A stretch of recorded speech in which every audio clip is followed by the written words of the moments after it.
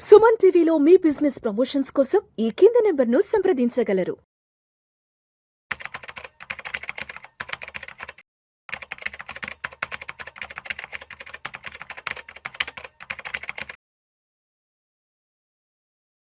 నమస్తే, welcome to Suman TV. నేను విజయకర్దార్. ఇప్పుడు చూడండి, బ్యాలెన్స్ అడ్వాంటేజ్ ఫండ్స్ అంటే అందరూ తెలుసు. ఈ మధ్య రాగా లాస్ట్ 2 ఇయర్స్ నుంచి చూస్తే మార్కెట్ చాలా వాలటాలిటీ ఉంది. మనకి ఫాల్ డౌన్స్ అయితే బాగా చూసాం, కరెక్షన్స్ అయితే బాగా చూసాం. చాలామంది ప్యానిక్ అయిపోయారు, అంటే వాళ్ళ పోర్ట్ఫోలియోస్ బాగా గణనీయంగా పడిపోవడం చూశారు. అట్లాంటి టైంలో అందరూ కూడా సజెస్ట్ చేస్తున్నారు ఏంటంటే ఒక BAF పెట్టుకోండి, అంటే బ్యాలెన్స్ అడ్వాంటేజ్ ఫండ్ మీ పోర్ట్ఫోలియోలో యాడ్ చేసుకుంటే అది అమాంతం పడినప్పుడు, మార్కెట్ ఇలాంటి సిచ్యువేషన్స్ వచ్చినప్పుడు కూడా మీ పోర్ట్ఫోలియోని కొంచెం ఆదుకుంటుంది అని చెప్పి చాలామంది భావిస్తుంటారు. అసలు బ్యాలెన్స్ అడ్వాంటేజ్ ఫండ్స్ ఎంతవరకు కరెక్ట్? నిజంగా నన్ను అడిగితే కనుక 45 ఇయర్స్ లోపు ఉన్న వాళ్ళు ఎవరు కూడా బ్యాలెన్స్ అడ్వాంటేజ్ ఫండ్స్కి వెళ్ళకండి.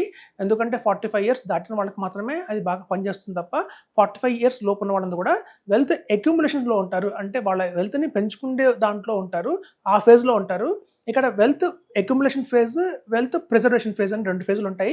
సో అప్ టు 45 ఇయర్స్ దాకా కూడా మన గోల్ అంతా కూడా ఎంత వెల్త్ని అక్యుములేట్ చేయాలి అన్న దాని మీద కాన్సన్ట్రేషన్ చేయాలి తప్ప ప్రిజర్వ్ చేసుకోవడానికి అవకాశం ఇవ్వకూడదు.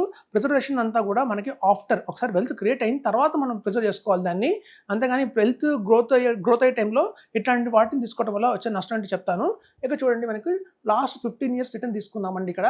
అంటే 1 ఏప్రిల్ 2011 నుంచి 31 మార్చ్ 2026 దాకా ఒక లాస్ట్ 15 ఇయర్స్ కనుక మనం తీసుకుంటే, ఒక SIP రిటర్న్స్ తీసుకుంటే, ఇవాళ ప్రతి ఒక్కళ్ళు ఒక 10,000 రూపీస్ SIP వేస్తున్నారంటే అందులో 3,000 రూపీస్ మనకి BAFలో కూడా వేస్తున్నారు.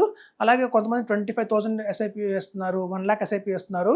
అందరూ కూడా ఖచ్చితంగా అందులో కొంత పార్ట్ 20,000, 30,000, ఒక 20%, 30% వాళ్ళు మేము చూసాము చాలా BAFలో అయితే మొదలుపెట్టారు. కానీ అది చేయకండి, అది చాలా రాంగ్ అవుతుంది.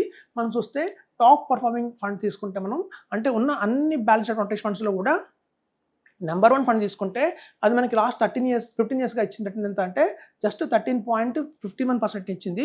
అది కూడా ఎందుకు ఇచ్చింది అంటే కనుక ఆ బ్యాలెన్స్ అడ్వాంటేజ్ ఫండ్లో వాళ్ళు మెజారిటీ ఆఫ్ ద ఇన్వెస్ట్మెంట్ ఈక్విటీలో పెట్టారు. అప్ టు 65% పోర్ట్ఫోలియోలో ఈక్విటీలోనే ఉంది. అలా ఈక్విటీలో అమాంతం ఎక్కువ పెట్టడం వల్ల వాళ్ళు 13.51% జనరేట్ చేసి ఇవ్వగలిగారు. ఇది యావరేజ్ ఫండ్ చూస్తే మనకి 10.11% వచ్చిందండి. ఇంకా బాటమ్ ఫండ్ చూడండి, ఆల్మోస్ట్ మనకి బ్యాంక్ రేట్ ఆఫ్ ఇంట్రెస్ట్ మాత్రమే వచ్చింది, 7% మాత్రమే వచ్చింది. ఇది బ్యాలెన్స్ అడ్వాంటేజ్ ఫండ్. సో అందుకే మేము చెప్తుంటామండి, ఇది కనుక బేర్ మార్కెట్లో, అంటే మార్కెట్ కనుక ఫాలో అయ్యే టైంలో మన పోర్ట్ఫోలియోలో ఈ బ్యాలెన్స్ అడ్వాంటేజ్ ఫండ్ కొంచెం పాజిటివ్ అయితే ఉంటుంది. బట్ వేరేస్ ఒక బుల్ మార్కెట్ వచ్చింది అనుకోండి, సడన్గా మార్కెట్ ట్రెండ్ మారిపోయింది, బుల్ రన్ మొదలైపోయింది అనుకున్న టైంలో అలా ఫాస్ట్గా గ్రోత్ అవుతున్నాయి. ఒక పక్క మన మిడ్ క్యాప్స్, మన స్మాల్ క్యాప్స్ అయితే దూసుకుపోతున్నాయి రాకెట్ లాగా. 18%, 20%, 25% దాకా దూసుకుపోతున్నాయి. అలాంటి టైంలో కూడా మనం కనుక పోర్ట్ఫోలియోలో బ్యాలెన్స్ అడ్వాంటేజ్ ఫండ్ ఉంది, ఒక బుల్ మార్కెట్లో కూడా ఈ BAFని మనం కంటిన్యూ చేస్తున్నాము అంటే దాని నెగిటివ్ ఇంపాక్ట్ అవుతుందండి మన మార్కెట్, మన పోర్ట్ఫోలియో మీద. ఎందుకంటే అమాంతం మనకి మిడ్ క్యాప్, స్మాల్ క్యాప్ ఇచ్చే రిటర్న్స్ని ఇది కిందకు లాగుతుంది. ఆ పక్క small cap, mid cap 20-25% CAGR ఇస్తుంటే ఇది మాత్రం మనకి 13%, 12% మించి ఇవ్వవు. అలా మీకు యావరేజ్ చేసుకుంటే మీ రిటర్న్ మొత్తం పోర్ట్ఫోలియో రిటర్న్ అంతా డ్యామేజ్ అయిపోయింది. సో అందుకు మేము గట్టిగా చెప్తుంటాము, బుల్ రన్లో కనుక చూస్తే మీకు బ్యాలెన్స్ అడ్వాంటేజ్ ఫండ్ ఎందుకు తీసుకున్నాను అనిపిస్తుంది. అది బేర్ మార్కెట్లో తాత్కాలికంగా మీకు టెంపరీగా మీ పోర్ట్ఫోలియో -10 అయ్యే బదులు ఒక బ్యాలెన్స్ అడ్వాంటేజ్ ఫండ్ ఉంటే కనుక -5తో ఆగిపోతుంది. అంటే కొంచెం హెడ్జింగ్ లాగా ఉపయోగపడుతుంది అంతే తప్ప. కానీ అదే బుల్ మార్కెట్కి వచ్చేసరికల్లా బాగా నష్టం అయితే వస్తుంది. మీ వయసు 45 లోపు కనుక ఉంటే కనుక, మీరు కనుక వెల్త్ అక్యుములేషన్ స్టేజ్లో ఉన్నారు, అంటే వెల్త్ అక్యుములేట్ చేసే ఫేజ్లో ఉన్నారంటే మాత్రం ఎట్టి పరిస్థితుల్లోనూ బ్యాలెన్స్ అడ్వాంటేజ్ ఫండ్ మీ దగ్గర పెట్టుకోకండి.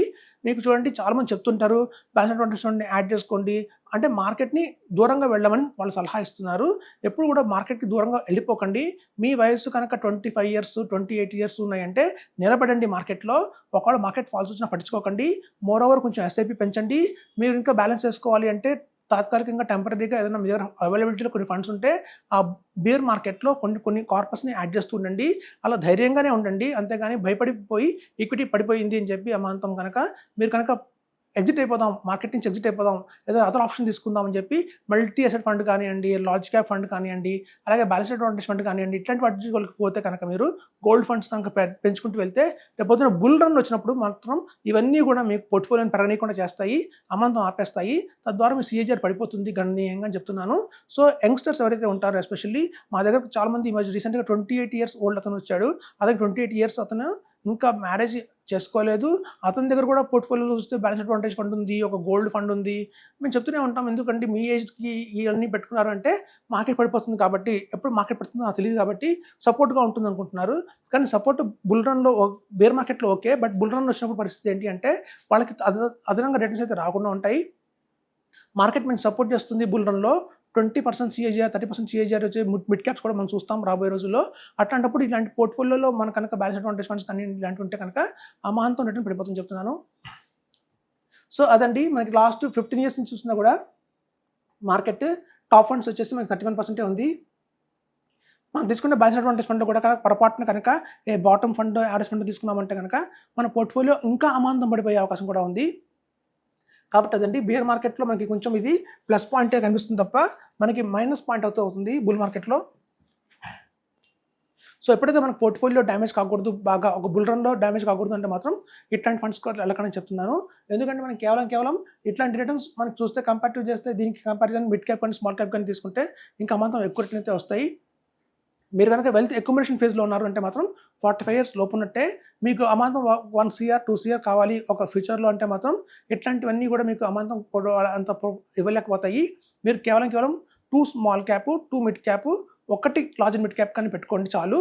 5 funds కంటే కూడా మీరు ఎక్కువ శాతం పెట్టారు మీ పోర్ట్ఫోలియోలో ఉన్నాయి అంటే మాత్రం గణనీయంగా రిటర్న్స్ అయితే పడిపోతుంటే జరుగుతుంది. మళ్ళీ తద్వారా మనం బుల్ రన్ వచ్చినప్పుడు మనమే ఫీల్ అవుతాము, అనవసరంగా పెట్టాము ఇట్లాంటి ఫండ్స్ అనేవి అని చెప్పి. అదండి, అర్థం చేసుకోండి. సో BAF 45 years లోపు ఉన్న వాళ్ళకి జోలికి వెళ్ళకండి. 45 years అబవ్ ఉన్నవాళ్ళు మాత్రం కొంత పోర్షన్ అమౌంట్ పెట్టుకోవచ్చు అని చెప్తున్నాను. Thank you.